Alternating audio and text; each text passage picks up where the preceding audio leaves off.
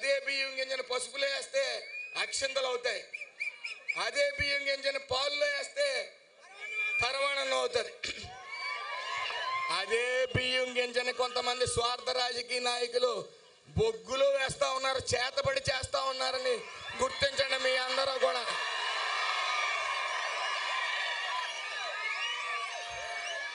అలాగే కొంతమంది ఒక టీవీ ఛానల్లో మొన్న ఈ మధ్య లక్షల్లో అభిమానులు ఉన్నప్పుడు వందల్లో విమర్శకులు ఉంటారు. ఖచ్చితంగా విమర్శలను తీసుకోవాలి. అవి మంచి విమర్శలను అయితే మనం మారాలి. అదే చెత్త విమర్శలు అయితే నా కళ్ళకి కనిపించవు, చెవులకి వినిపించవు, నేను పట్టించుకోను అన్నట్టు అందులో ఏ విధమైన సందేహం లేదు. అలాగే ఒక టీవీ ఛానల్లో ఒక మొన్న ఈ మధ్య ఖాళీగా ఉండి సుభాష్ వెనకాల జనం ఉండలేదు, ఎక్కడికి వెళ్ళినా జనం రావట్లేదని రాశారు. దాన్ని స్పందించవలసిన అవసరం లేదని చెప్పి, సంధించే సమయం ఇది కాదని చెప్పి మరి ఆ రోజు వదిలేశాను. ఈరోజు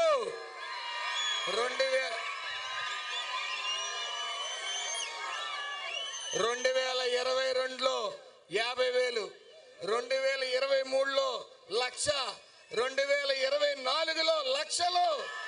ఇవాళ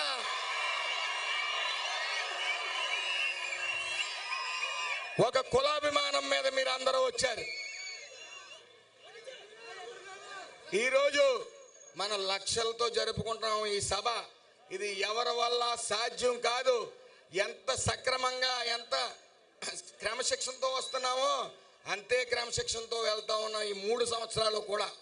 అలాగే ఇంకా విషయానికి వస్తే ముఖ్య విషయం SAF.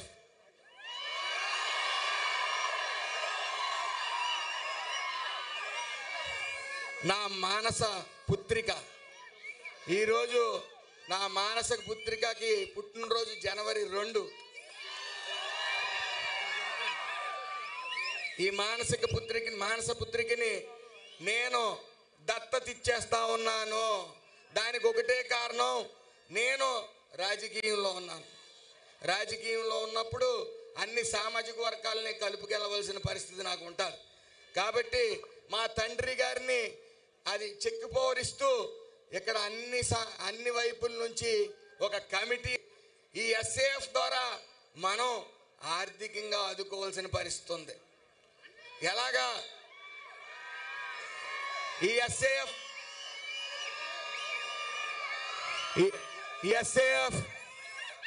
యొక్క SAFకి విధి విధానాలు ఈరోజు తెలియజేస్తాను. ముఖ్యంగా ఏ సామాజిక వర్గంలో అయినా సరే ఎక్కువ కష్టాల్లో ఉన్న వాళ్ళు ఎవరో మీకు తెలుసా? పెళ్లి చేసిన తర్వాత ఒక ఆడపిల్లకి 2 చిన్నపిల్లలుండి భర్త చనిపోయిన వాళ్ళు అందరికన్నా దయానీయమైన పరిస్థితి. అవునా కదా? ఇంట్లో ఒక ఆడపిల్ల ఉందంటే దబాయించి కొనిపించుకుంటుంది, మగోళ్ళకి కాదు. పెళ్ళి అయిన తర్వాత భర్త పోతే ఆగండమ్మ సోదరా ఒకసారి. భర్త పోయినప్పుడు చిన్న వయసులో ఇటు అత్తోరింట్లోనే ఉండదు, తల్లిగారింటికి వెళ్ళలేదు. మరి అలాంటి మన కులంలో ఉన్న సోదరీమణుల్ని మనం గుర్తించాలి. గుర్తించిన తర్వాత ఏం చేయాలనేది నేను చెప్తా. గుర్తించి ఈ రోజు నుంచి కూడా రేపటి నుంచి ఒక కమిటీ మా ఇంటి దగ్గర, ఈ SAF కమిటీ యాక్టివ్ మెంబర్స్ అనేవాళ్ళు 10 మంది నిరంతరం రేపటి నుంచి ఉంటారు. అలాంటి కష్టాల్లో ఉన్న వాళ్ళు మీరు గుర్తించి అక్కడ ఇవ్వండి. ఎందుకంటే ఈ SAF ద్వారా ఓ మహోన్నతమైన కార్యక్రమం మనం చేద్దాం. ఇప్పుడు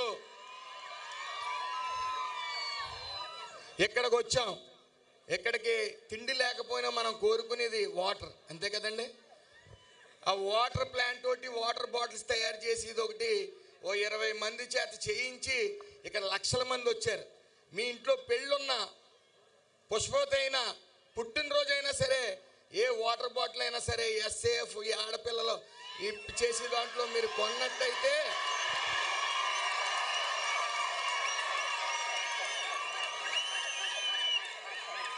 ఎవరిని యాచించక్కల్లా, మనమే ఓ దారి చూపిస్తాం వాళ్ళకి. ₹1 ఎక్స్ట్రా ఇస్తాం. అలాగే నిత్యం కావాల్సింది ఓ పెళ్లిలో కానీ ఫంక్షన్లో కానీ గ్లాస్, పేపర్ గ్లాసులు తయారీ తోటి పెట్టిస్తాం. ఎక్కడ ఫంక్షన్ అయినా సరే ఆ యొక్క గ్లాసులు ఆ ఎస్ఏఎఫ్ టీం దగ్గర నుంచి కొంటాం. అలాగే చాలా మంది ఆడవాళ్ళు ఉన్నారు కాబట్టి ఆడవాళ్ళ చేత క్యాటరింగ్ పెట్టిస్తాం. అందులో ఈ మార్గాన్ని చూపించేది దయచేసి అర్థం చేసుకోండి. యువత కూడా ఉన్నారు. మా అధినాయకుడు నారా చంద్రబాబు నాయుడు గారు ఓ పథకం పెట్టారు, ఇండస్ట్రీస్, స్మాల్ స్కేల్ ఇండస్ట్రీస్. అందులో 90% సబ్సిడీ. అంటే ₹1,00,00,000 ప్రాజెక్ట్ మీరు పెట్టదలిస్తే మీరు 10 లక్షలు పట్టుకుంటే ₹1,00,00,000 పెట్టవచ్చు. ₹1,00,00,000 ప్రాజెక్ట్. దానికి నేను వారధిగా పనిచేస్తాను. దానికి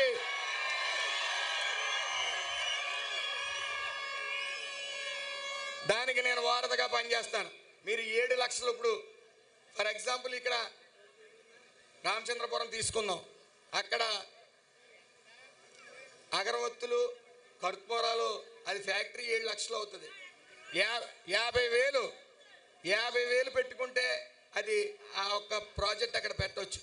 అక్కడ ద్రాక్షారామ గుడి ఉంది, కోటిపల్లి గుడి ఉంది. అక్కడ అందరినీ కూడా నియోజకవర్గంలో ఈ అగరవత్తులు ఇచ్చుకోండి అని నేను వాళ్ళని రిక్వెస్ట్ చేస్తాను. ఖచ్చితంగా వాళ్ళు తీసుకుంటారు. అలాగా మనసుంటే మార్గం ఉంటుంది, ఆలోచన ఉంటే మీ ఎదుగుదల ఉంటుంది ఖచ్చితంగా. కాబట్టి నేను అతి త్వరలో ఒక మీటింగ్ పెట్టబోతాను. మీరు తక్షణ కర్తవ్యం, మీరు యాక్టివ్గా ఉన్నవాళ్ళు, ఎస్ఏఎఫ్లో పాలు పంచుకోవాలనుకున్న వాళ్ళు నలుమూలల నుంచి కూడా మీ పేర్లు ఇవ్వండి. అందులో దయచేసి అర్థం చేసుకోండి, మన్నెవరు ఆదుకోరు, మనకు మనమే సపోర్ట్ చేసుకుందాం. మన కేసు పెద్ద కేసు, అది అమాయకులు ఇరుక్కున్నప్పుడు మీరందరూ తరలి వచ్చినప్పుడు కేసులు ఎత్తారా లేదా? ఏదైనా సాధ్యం కలిసి ఉంటే, అందులో సందేహం లేదు. అలాగే ఇంకా ఒకసారి నేను ఈరోజు మంత్రి అయ్యానంటే దానికి కారణం మీరు అందరూ. ఈ వనభోజనాలకి లక్షలాదిగా 23 తరలి వచ్చినప్పుడు అన్ని రాజకీయ పార్టీలు నా వైపు చూసేలా చేశారు. అన్ని రాజకీయ పార్టీలు నా వైపు చూసేలా చేశారు. ఆ రోజు ఒక అడుగు వేసి